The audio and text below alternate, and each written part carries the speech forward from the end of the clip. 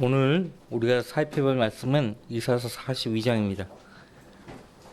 이사야서 42장 1절부터 4절까지의 말씀만 읽겠습니다. 이사야서 42장 1절 말씀부터 4절까지의 말씀을 제가 읽겠습니다. 찾으셨죠? 읽습니다. 내가 드높이는 나의 종을 보라. 그는 나의 택한 자로 그 안에서 내 혼이 기뻐하노라. 내가 내 영을 그에게 두었으니 그가 이방인들에게 심판을 가져오리라. 그는 외치지 아니하고 음성을 높이지 아니하며 그의 음성이 길거리에서 들리지도 않게 하리라.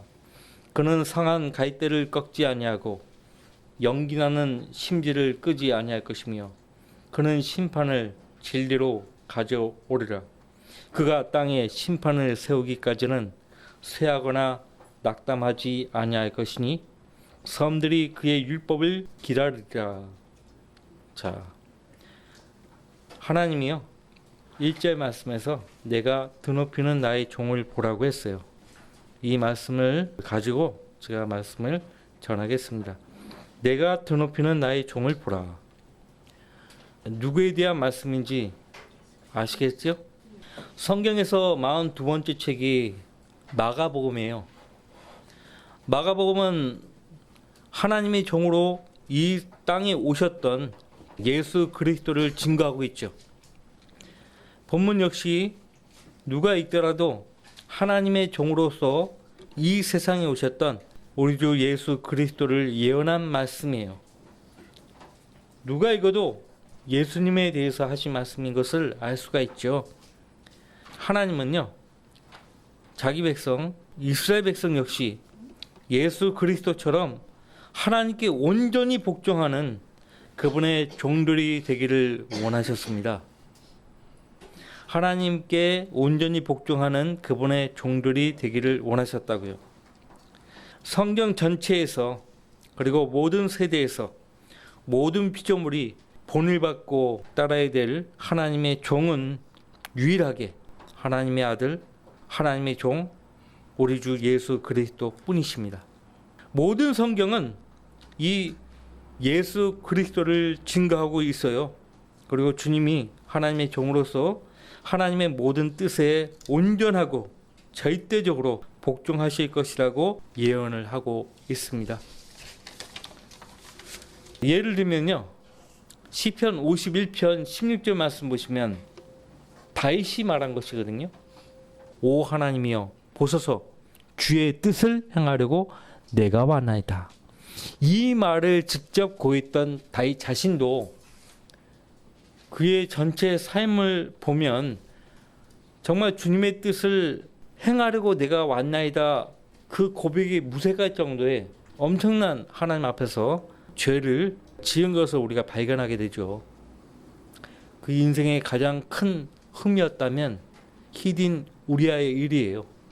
그 아내를 빼앗아갔잖아요. 그 아내를 자기 아내로 삼기 위해서 그 충신 히딘 우리아를 치열한 전쟁터에 보내서 죽게 하지 않습니까? 거짓 증거에, 간음죄에, 남의 이웃의 것을 탐한, 도둑질에, 살인죄, 엄청난 죄를 하나님 앞에서 했습니다. 비단 다윗 자신만을 가리키는 말이 아니었어요. 그 말은 우리 주 예수 그리스도께서 자기 몸을 한번 들이심으로 그분을 믿는 모든 자를 영원히 온전케 하시라고, 영원히 거룩하게 하시라는 것이었다고 히브리서 10장 9절은 말합니다. 사도 바울이 그렇게 밝히고 있어요. 히브리서 10장 9절 말씀에서요, 다윗이 고백했던 시편 51편 16절 말씀을 인용하고 있죠. 그러니까 바울 사도는 히브리서에서 그 말은 예수 그리스도를 가리키는 말이라는 것을 밝히고 있는 거예요. 보십시오. 예수님이야말로 이 땅에 오셔가지고 하나님의 뜻을 온전히 행하신 거예요. 그때에 말씀하시기를 오 하나님이여 보소서 주의 뜻을 행하려고 내가 왔나이다 하셨으니 첫 번째 것을 피하심은 두 번째 것을 세우려 하심이라. 그 뜻에 따라 한번 예수 그리스도의 몸을 들이심으로 우리가 거룩하게 된 것이라. 예수님의 십자가의 죽으심은요, 단 한 번 이루어졌어요. 두 번 다시 되풀이되지 않았습니다. 두 번 다시 되풀이되지 않았어요. 로마 카톨릭은 그리스도의 희생 제사를 매주 반복하는 거예요. 그것은 바울 사도를 통해서 전파하신 히브리서 10장 10절, 12절, 14절의 말씀을요, 무효화시키는 거예요. 근데 하나님 말씀은요, 무효화될 수 없어요. 그 누구도 하나님 말씀을 폐기할 수 없어요. 왜? 그 말씀들은 하나님 자신의 입에서 나온 말씀이기 때문에 그래요. 사도 바울은요, 히브리서 3장에서도 예수님을 모세보다 더 우월하고 위대하신 분이심을 증거하고 있어요. 거기서 바울은 주님을 자기를 세우신 분께 신실하기를 마치 모세가 그분의 온 집에서 한 것과 같이 하셨으니 그가 모세보다 더욱 영광을 받아 마땅함은 마치 집을 지은 사람이 그 집보다 더욱 존귀한 것과 같으니라. 집보다 집을 지은 사람이 더 존귀한 거죠. 그렇죠? 이 시대의 모든 성도들은 하나님의 종으로서 이 땅에 오셔서 하나님의 모든 뜻에 온전히 복종하고 가신 우리 주 예수 그리스도를 본받아야 하는 것입니다. 그래서 하나님은 본문에서 그분의 모든 성도에게 내가 드높이는 나의 종을 보라고 명령하시는 거예요. 내가 드높이는 나의 종을 보라. 하나님이 드높이시는 그분의 종 예수 그리스도에 대해서 보기를 원한다면 그분에 관한 성경, 하나님 말씀으로 돌아가야 돼요. 하나님 말씀에 가지고 있는 성도만이 하나님이 드높이시는 그분의 종이신 예수 그리스도를 볼 수 있어요. 여러분은 여러분의 성경으로 하나님께서 드높이는 그분의 종 예수 그리스도를 매일 보고 사십니다. 자, 먼저 우리가 유념해야 될 사실이 있어요. 그것은 하나님이 그분의 종을 드높이신다는 것이에요. 드높이는 거, 받들어서 높이는 거예요. 어떻게 종으로 부르시는 그 주인이 자기 종을 받들어서 높일 수가 있을까요? 이 지상에서는 있을 수 없는 일이에요. 자신의 종을 드높이십니다. 근데 그 말은 비단 이사야서 42장에서만 나오는 것이 아니에요. 우리가 어디에서 발견하냐면 시편 91편에서 발견합니다. 근데 그 시편 91편은요, 예수님에 대한 예언이 담겨 있어요. 근데 그 시편 91편의 그 내용을요, 사탄이 잘 알고 있다는 사실이에요. 마귀가 잘 알고 있어요. 자, 시편 91편 9절로부터 16절까지의 말씀들을 봅시다. 굉장히 중요한 부분이기 때문에 봐야 합니다. 시편 91편 9절 말씀부터 보겠습니다. 내가 나의 피난처이신 주 곧 지극히 높으신 분을 내 처소로 삼았으므로 어떠한 재앙도 내게 닥치지 못하며 어떠한 전염병도 내 장막에 가까이 가지 못하리라. 하나님의 종으로 오셨던 그 예수님은요, 그 육체가 연약했을지라도 병이 걸리시거나 자주 아팠다는 기록은 복음서 어디에서도 찾아볼 수가 없어요. 왜냐하면 그분 자신이 하나님을, 지극히 높으신 그 하나님을 자신의 피난처로 삼으셨기 때문에 그래요. 자신의 처소로 삼으셨기 때문이에요. 해가 저물고 날이 기울면 제자들은 저마다, 또 예수님을 따랐던 무리들은 저마다 자기 집으로 돌아가지만 예수님은 한적한 산으로 가셨어요. 거기에서 밤을 기도로 지새우셨습니다. 예수님이 계신 곳은 어디에서나 하나님의 피난처고 그분의 처소예요. 어떤 젊은 간원이요, 예수님을 따르겠다고 자처했습니다. 그때 그 젊은 관을 향해서 예수님 말씀하셨죠. 여우들도 굴이 있고 공중의 새들도 자기 보금자리가 있는데 나 인자는 머리 들 곳조차 없다. 그런데도 네가 나를 따라오겠느냐 이거예요. 이 세상에서는 안전한 처소가 될 만한 곳이 없었어요. 그분의 피난처, 그분의 처소는 바로 지극히 높으신 하나님이었어요. 하나님. 그래서 어떠한 재앙도 그분에게 다친 적이 없었고 어떠한 전염병도 그분의 장막에 가까이 가지 못했습니다. 11절 이는 그가 너에 대하여 자기 천사들에게 명하시어 너의 모든 길에서 너를 지키게 하실 것임이라. 너의 모든 길에서. 근데 누가복음 4장을 보시면요. 9절 말씀부터 13절까지의 내용을 보면 사탄이요. 이 시편 92편 11절 말씀에서 너의 모든 길에서를 삭제해 버립니다. 알아요. 성경을 알고 있어. 인용까지 하는데 자유자재로 불리한 말씀들은 삭제시켜버리고 없는 말씀은 집어넣고 사탄은 하나님 말씀을 변기시킵니다. 하나님이 부리는 종이 있지만 마귀들도 부리는 종이 있어요. 사탄에게도 종이 있는 거예요.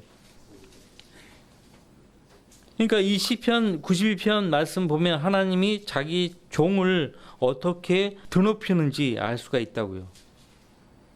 방금 읽은 말씀도 하나님이 하나님의 피난처로 삼고 지극히 높으신 분을 처소로 삼는 자기 종을 하나님이 어떻게 보호하시고 인도하신가를 우리가 보게 되는 것입니다. 마귀는 하나님이 자기 종, 그분의 아들을 어떻게 인도하실 것인가를 너무나 잘 알고 있었어요. 그래서 복음서에 보면 사탄이 40일 동안 성령의 인도를 받으며 광야에 머물러 계셨던 예수님께 접근해가지고 시편의 이 말씀을요 인용을 하는 거예요. 인용을 하더라도 너의 모든 길에서를 삭제시켰고 92편 12절에 그들의 손으로 너를 받들어 시편입니다. 내 발이 돌에 부딪히지 않게 할 것이요 라고 했는데 사탄은요 이 구절에 어느 때라도 이 말을 첨가시켰어요. 어느 때라도. 그러니까 마귀가 여러분에게 접근해서 하나님 말씀을 인용하는데 여러분이 하나님 말씀을 정확하게 알지 못하고 있다면 마귀가 넣어주는 그 변개된 말씀을 하나님 말씀으로 착각해서 따를 수 있다는 사실이에요. 근데 수많은 사람들이 그렇게 따라가는 거예요. 아예 마귀가 사람들을 자기 마음대로 속이고 데리고 놀기에 용이할 목적으로 아예 그들 손에 그냥 변기된 성경을 딱 들려준 거예요. 마귀가. 아니 불필요하게 매 순간 성경을 이리저리 변기시키면서 이야기할 필요가 없어. 변기된 성경을 읽고 애우고 그렇게 만들어가지고 그 변기된 성경에 의해서 이리저리 휘둘려 살게 만들어 놓는 거예요. 얼마나 마귀의 계략이 비상합니까? 마귀가 그런 거 보면 엄청 똑똑한 거예요. 그러니까 정신을 똑바로 차리지 않으면 안 되고요. 그래서 사도 요한은 요한일서 4장에서 모든 영을 다 믿지 말고 오라고 했어요. 어떤 영이 하나님께 속한 영인지를 확인하려면 성경을 정확하게 인용할 줄 알아야 돼요. 우리가 인도받는 영은 진리의 영이에요. 그 진리의 영께서 오시면 너희를 모든 진리 가운데로 인도하신다고 했죠. 그러니까 하나님 말씀과 어긋나면 그건 마귀의 영이에요. 마귀가 하나님께 진지하게 자주 다가서서 기도하라고 시킵니까? 마귀가 성경을 읽고 공부하라고 열심히 공부하라고 부추깁니까? 그런 마귀가 어디 있어요? 마귀가 복음을 전파하라고 독려합니까? 그런 것도 구분 못하는 거예요? 마귀는 어떻게든지 여러분을 하나님과 관계에서 멀어지게 만들어요. 하나님과의 관계에서 멀어지게 하는 영은 악한 영들이에요. 그거 기본적으로 구분할 수 있어야죠. 내 마음속에 있는 기쁨과 영적인 평안을 뺏어가는 것도 마귀가 하는 거예요. 나로 하여금 하나님 섬기지 못하게 방해하는 것, 다 악한 영들이 하는 거예요. 중요한 것은 하나님 말씀을 인용할 때 정확하게 인용하는 영은 진리의 영이라는 거예요. 자, 나의 의지와 관계없어요. 내 의지와 관계없는데 어떤 때는 갑자기 하나님 말씀을 떠오르게 해서 그 말씀대로 행할 것을 독려한다고요. 그러면 찾아봐야 돼. 그 영이 내게 제시하는 그 말씀이 정확한 하나님 말씀인지를 찾아봐야 된다. 쉽게 찾을 수 있잖아요. 내가 못 찾으면 여러분들 휴대폰에 설치한 한글 킹제임스 성경 앱 검색 기능이 있잖아요. 그렇게라도 검색해 보는 거예요. 정확하게 인용한다. 그러면 이제 진리의 영께서 성령께서 여러분에게 말씀하시는 거예요. 어려운 게 아니에요.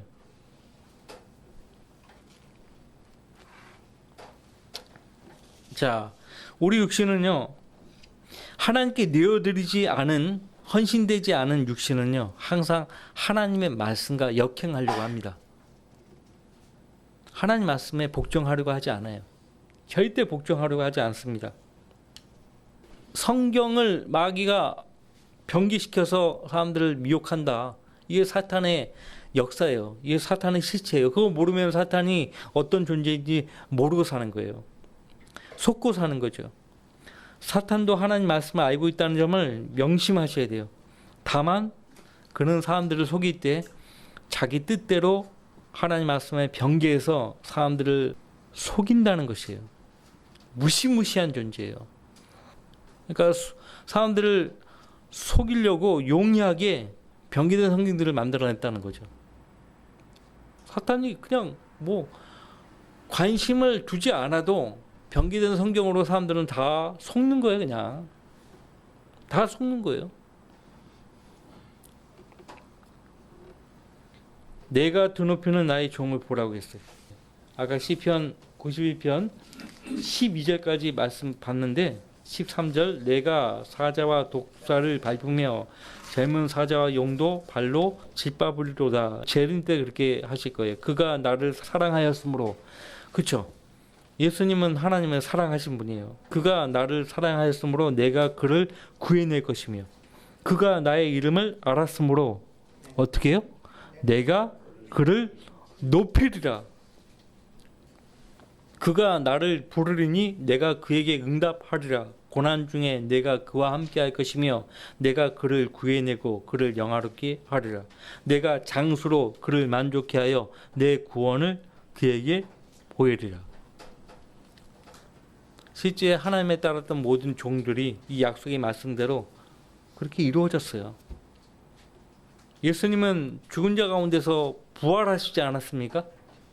살아계세요. 뭐 장수의 개념은 아니더라도 살아계세요.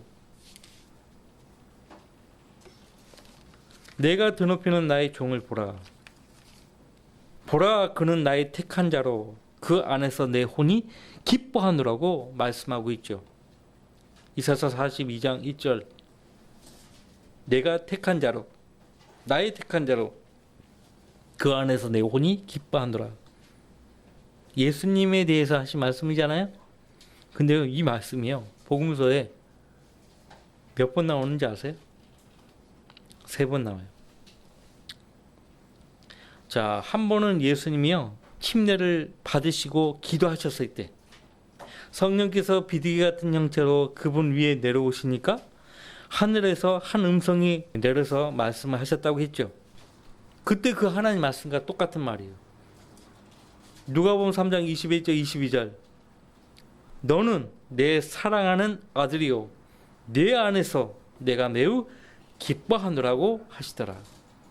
내 안에서 내가 매우 기뻐하노라. 또 마태복음 17장과 누가복음 9장 35절 말씀 보시면요. 예수님이 변형산에서 변형되세요. 그때 구름 속에서 하나님의 음성이 내려왔죠. 이는 내 사랑하는 아들이니 그의 말을 들으라. 이는 내 사랑하는 아들이니 그의 말을 들으라. 그 말은 하나님께서 기뻐하시는 아들이라는 것이에요. 그가 이방인들에게 심판을 가져오리라. 언제일까요? 재림 때예요. 재림 때. 내가 내 영을 그에게 두었으니, 예수님은 성령으로 충만하신 분이었어요. 예수님은 성령으로 충만하신 분이에요. 여러분들 요한복음 7장 보세요. 예수님이 큰 명절에, 그러니까 아마도 장막절이었을 거예요. 요한복음 7장입니다.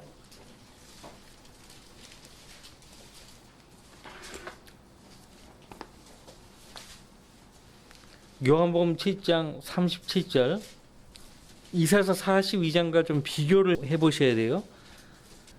자, 그 명절의 가장 큰 날인 마지막 날에 예수께서 서서 외쳐 말씀하셨다고 했죠. 누구든지 목마르거든 내게로 와서 마시라. 나를 믿는 자는 성경이 말씀한 것과 같이 그의 배에서 생수의 강들이 흐르라고 하시니. 자, 오전 성경 공부 시간에 그 반석은 그리스도셨느니라.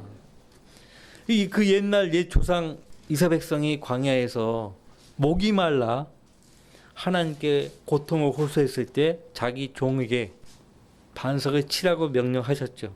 그래서 반석을 쳤더니 비록 2번 쳤지만 물이 나왔어요. 200만 명이 넘는 이스라엘 백성들뿐만 아니라 그들이 데리고 나온 가축대들도 그 물을 마셨습니다. 그 반석이 그리스도예요. 근데 그 반석이신 예수 그리스도께서 친히 말씀하시기를 누구든지 목마르거든 내게로 와서 마시라. 나를 믿는 자는 성경이 말씀한 것과 같이 그의 배에서 생수의 강들이 흐르라고 하시니, 이것은 주께서 자기를 믿는 사람들이 받게 될 성령을 말씀하신 것이라. 여러분 안에 성령님이 내주에 계시죠? 그 성령께서 여러분의 가란 목을 계속해서 생수의 강들로 축이십니다. 우린 육신을 가지고 있기 때문에 언제든지 목마를 수 있어요. 혼이 있기 때문에 언제든지 영적으로 갈급할 수 있다고. 그렇기 때문에 내주하신 성령님의 도움을 의지해서 도움받고 말씀으로 가면 그 말씀을 통해서 생수의 강들을 맛보는 거예요. 마시는 거예요. 광야에서 물이 없으면요, 광야에서 횡단을 못합니다. 물이 필수예요. 전쟁터에서도 물 때문에 싸우는 거예요.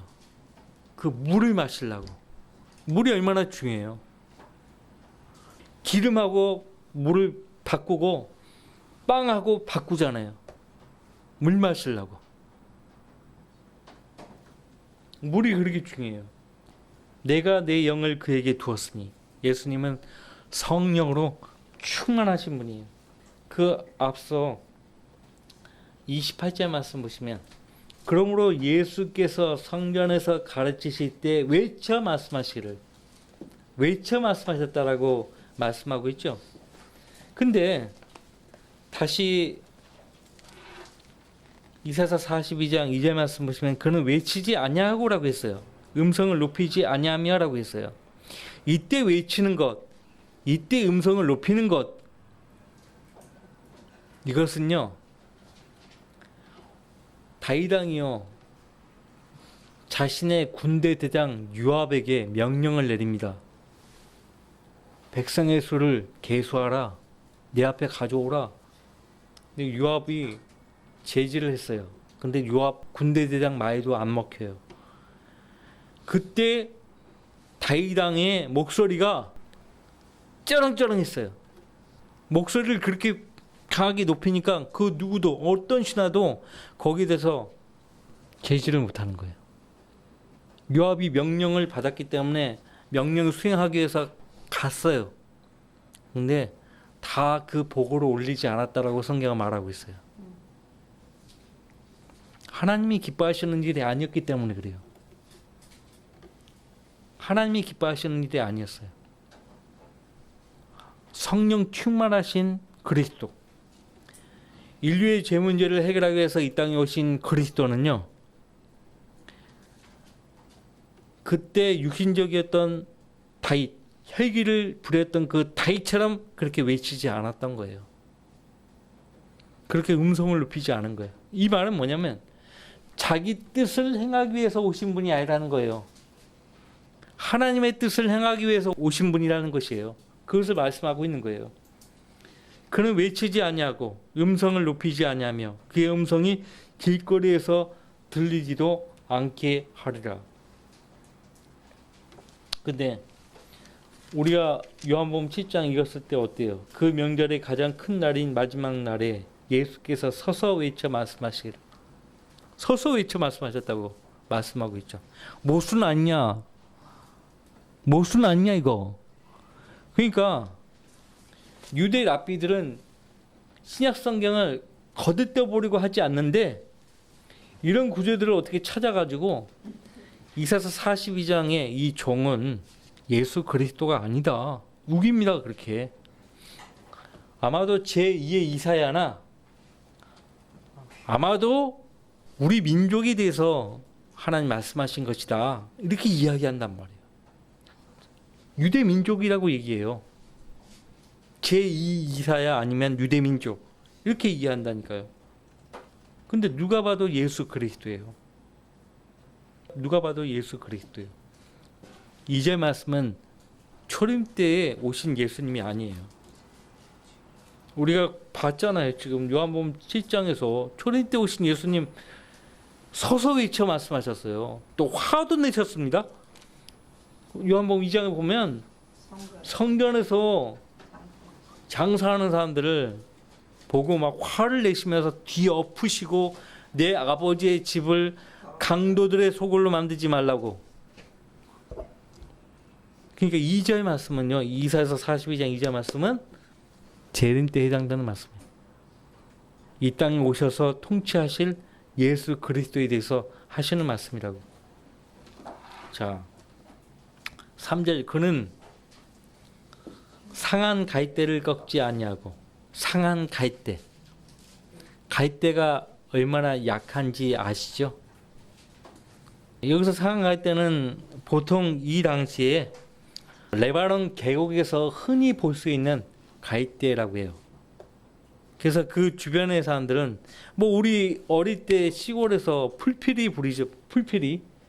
갈대가 있으면 갈대 꺾어다가 그 피리 불렀겠지만 보통 다 풀필이에요. 뭐 억새풀이라든지 풀필이 불었다면 불고서 어때요? 계속 불지 못하죠. 불다가 버린다고.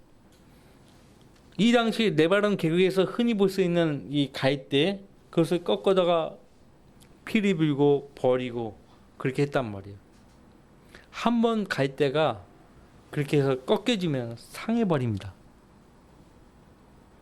근데 그 상해버린 그 갈대를 또 꺾어요? 주님은 그렇게 야비하신 분이 아니에요. 잔인한 분이 아니란 말이에요. 연기나는 심지를 끄지 아니할 것이며. 그런데 촛불을 켜보신 분들은 다 아세요.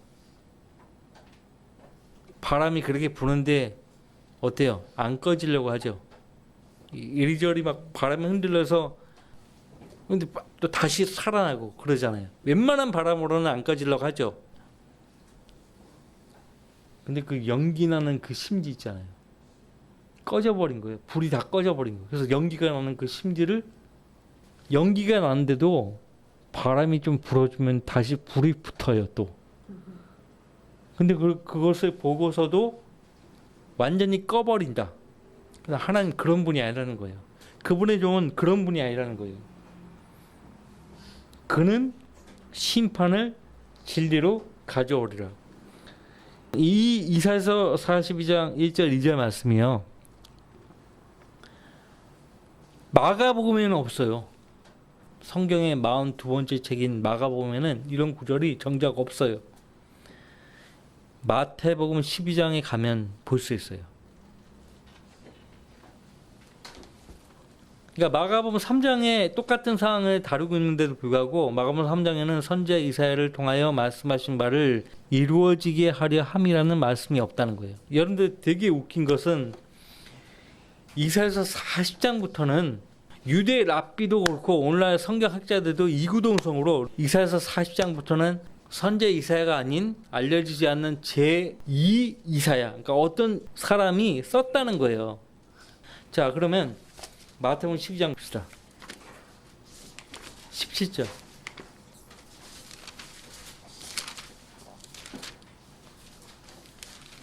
우리는 성경 자체의 증거로 충분해요. 다른 증거 필요 없어요. 성경 자체의 증거만으로 충분해요.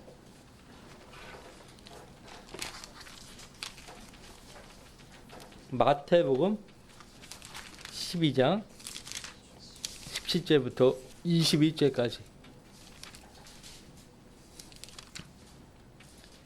그것은 선지자 이사야를 통하여 말씀하신 바를 이루어지게 하려 함이니 말씀하시기를 내가 택한 나의 종을 보라. 그는 나의 사랑하는 자로 그 안에서 내 혼이 매우 기뻐하노라. 내가 내 영을 그에게 두리니 그가 이방인들에게 심판을 가져오리라.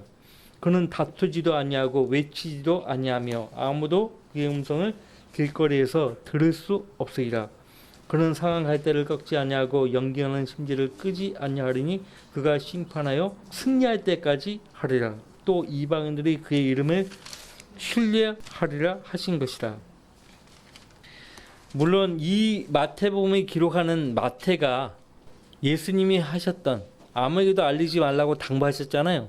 그걸 통해서 아하, 그렇게 말씀하신 것은 선지자 이사야를 통해서 하신 말씀을 이루어지게 하려고 하신 것이다 라고 알고서 마태가 기록을 한 거예요. 예수님은 항상 어디에서나 하나님 말씀을 인용하시잖아요. 기록되었을 때 사탄이 시험에 와도 기록되었을 때 말씀으로 대응하시지 않습니까? 예수님은요, 자신에게 나와서 도움을 청하는 그 누구도 거절하지 않으셨어요. 살피시고 그를 치유하시고 구원하신 분이에요. 아주 자상하신 분이시죠. 오늘 우리 가운데 주님께 어떤 도움이 필요한 성도가 있다면 주님 앞에 주저하지 말고 오십시오. 그리고 여러분의 사정을 아뢰시고 여러분 자신을 주님께 드리십시오. 그럼 주님께서 인도하시는 거예요. 그분의 손길로 자상하게 인도하시는 거예요. 자, 그가 땅에 심판을 세우기까지는 쇠하거나 낙담하지 아니할 것이니. 자, 아직 이 말씀은 이루어지지 않았습니다. 아직 땅에 심판을 세우지 않으셨어요. 그분이 온 세상에 만왕의 왕 만주의 주로 재림하실 때까지는 이 땅에 의로운 심판이 있지 않습니다. 주님이 재림하셔서 이 땅에 심판을 세우기까지 그분은 쇠하거나 낙담하지 않습니다. 주님은 자신의 일을 완전히 이루기까지는 쉼 없는 거예요. 쉬지 않고 일을 하시는 거예요. 결코 낙담하지 않습니다. 근데 그분의 따르는 우리가 낙담했어야 되겠습니까? 우리를 인도하시는데 그 인도하시는 주님이 낙담하지 않는데 인도 안 받는 우리가 낙담하면 어떻게 되는 거예요? 무엇이 저와 여러분을 낙담하게 만듭니까? 낙심하게 만듭니까? 이스라엘 백성을 예를 들면 온갖 불평이 그들을 낙담하게 만들었어요. 그리고 그들이 지쳤을 때 후미를 쳐서 대적에 왔던 아말렉 족속을 기억해 보세요. 그들이 지쳤을 때 후미를 쳐서 아말렉 족속이 그들을 대적했다고요. 그러니까 마귀는 여러분이 낙담하고 지쳐 있으면요, 여러분을 되져가기 쉬운 상황으로 보는 거예요. 자, 보세요. 여러분을 마귀가요, 주님으로부터 벗어나게끔 만들어요. 계속 시도를 해요.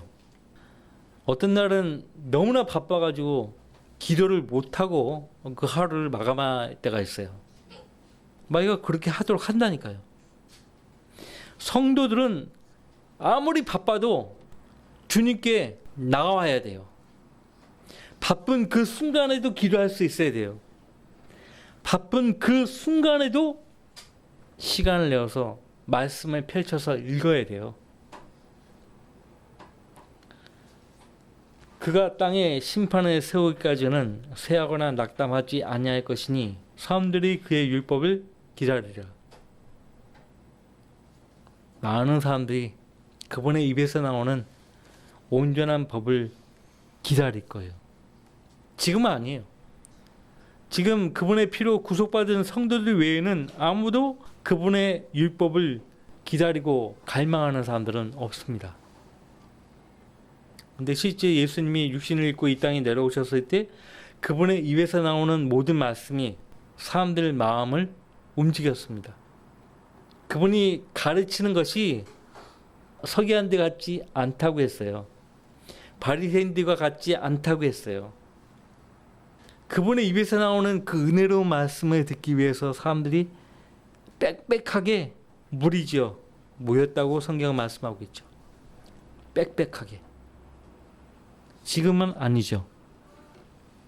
근데 주님이 재림하실 때는 그분의 말씀을 듣기 위해서 그분 앞에 모이는 거예요.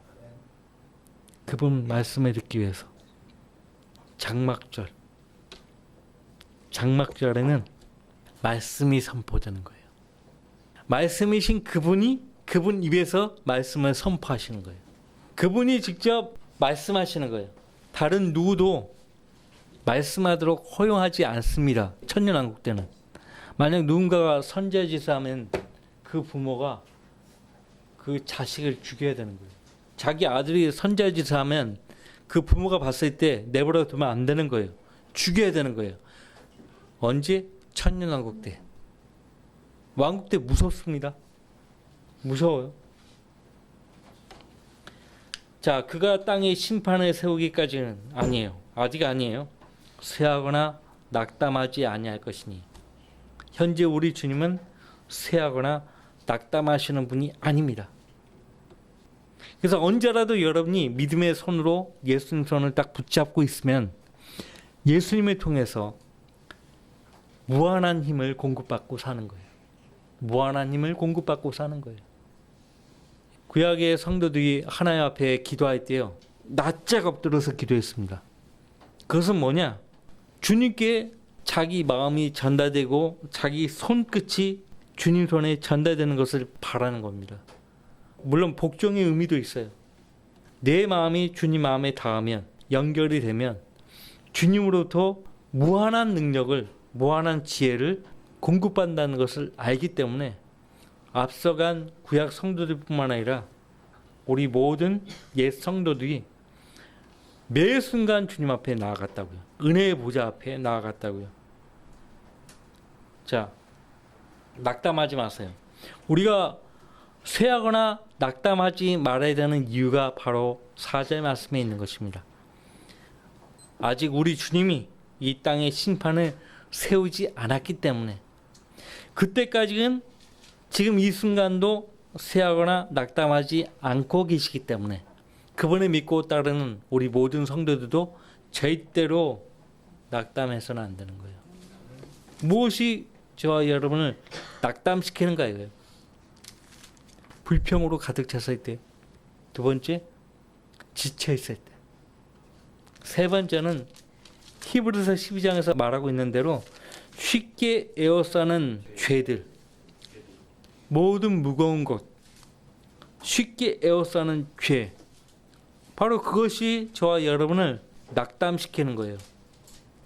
그래서 너희가 마음이 지쳐 낙심치 않기 위하여 자기에게 저질러진 죄인들의 그와 같은 모순된 행동들을 견뎌내신 그를 깊이 생각하라. 이게 무슨 말인지 아세요? 죄인들의 그와 같은 모순된 행동들을 견뎌내셨다. 마땅히 우리 죄인들이 죄값을 치러야 돼요. 수치를 받고 모욕을 받고 마땅히 그렇게 죄값을 치러야 되는데 우리를 구원하기 위해서 예수님이 대신하여 모욕을 받으시고 수치를 받으시고 십자가의 죽음에까지 모든 것을 견뎌내셨다는 거예요. 이 모순된 행동들을 예수님이 견뎌내셨다는 거예요. 마음이 지쳐 낙심치 않기 위해서는 예수님의 깊이 생각해야 돼요. 예수님 왜 그때 그 말씀하셨을까? 예수님 왜 그때 그런 행동을 하셨을까? 그것을 읽으면서 깊이 생각해야 돼요. 묵상해야 된다고요. 그렇게 깊이 생각한 적이 없는 성도는요, 그와 같은 상황에 처하면 육신대로 하는 거예요. 육신대로. 한 번도 예수님 입장에서 생각해 본 적이 없고 한 번도 예수님 입장에서 행동을 하려고 하지 않았기 때문에 성장하지 못하고 있는 거예요. 오늘 우리는 이사서 42장 1절부터 4절까지의 말씀을 통해서요, 우리 주님이 이 땅에 머무르고 오셨을 때 하나님께 얼마나 높임 받으시고 영광을 받으셨는지 알 수가 있는 거예요. 그분이 십자가에 죽기까지 복종하셨기 때문에 하나님은 예수님을 높이시는데 그 심판의 자리에까지 앉게 하셨다, 그렇게 말씀하고 있어요. 지금 예수님을 자신의 구주로 시인하지 않는 사람들은요, 불못에 던져지기 전에 주라고 시인해야 되는 거예요. 그때는 주라고 시인해도 네가 나를 주라고 시인했구나, 구원해 주시는 자리가 아니에요. 구원해 주시는 자리가 아니라고. 불못에 그냥 영원히 쳐넣을 수 있어요. 뭐 마지막 백보자 심판 그 필요도 없어. 근데 하나님은 공의의 하나님이기 때문에 심판을 내리실 때 기록된 대로 심판하시고 마지막으로 예수님을 그들의 주라고 시인하게 하시겠다. 이런 분입니다. 우리 하나님이. 이 자리에 계신 우리 모든 성도들은 인생에 있어서 지금도 그렇지만은 예수님을 내 구주로 믿고 시인했기 때문에 하나님의 자녀로 지금 이 자리에 계시는 거예요. 혹시라도 나는 예수님을 내 구주로 믿은 적이 없고 나는 한 번도 예수님을 내 주님이라고 시인한 적이 없다, 그런 분 계시면 지금 그렇게 하는 거예요. 이렇게 하시는 거예요. 그 자리에서 여러분 입으로 시인하는 거예요. 자, 구원받은 뒤에도 내 삶은 내가 주인이었다. 오늘 말씀을 듣고서 부끄럽지 않습니까? 예수님이 이 땅에 육신을 입고 오셨을 때 하나님의 종으로 오셨다고 했잖아요. 하나님이 지시하신 모든 뜻을 온전히 복종했다고 했잖아요. 그러니까 하나님이 그를 드높이셨다고 말씀하고 있지 않습니까? 우리가 뭐 높임 받으려고 주님 섬기는 건 아니지만은 지난번에도 얘기했어요. 우리가 주님 명령대로 순종하며 살면 주님이 오셨을 때 칭찬과 정기와 영광, 그 영광으로 돌려주시겠다고 말씀하셨어요. 주님이 나에게 칭찬하시고 정기와 영광을 돌리실 때 나 또한 그 받은 영광을 주님께 다시 돌려드리는 거예요. 근데 그 돌려드릴 영광이 없다 그러면 곤란하죠. 그죠? 예수님은 자신을 하나님께 의탁하셨어요. 그러면서 하나님께 영광을 돌렸죠. 이게 주님을 본으로 삼아야 된다는 거죠. 주님을 본으로 삼아야 돼요. 어떻게 하나님의 종으로 살 것인가, 우리 주님을 보면 아는 거예요. 그래서 그 보라고, 자세히 보고 그분을 깊이 생각하라고 무려 4번이나 반복해서 그분의 생애를 기록한 거예요. 사복음서, 마태복음, 마가복음, 누가복음, 요한복음. 자, 다 같이 기도합시다.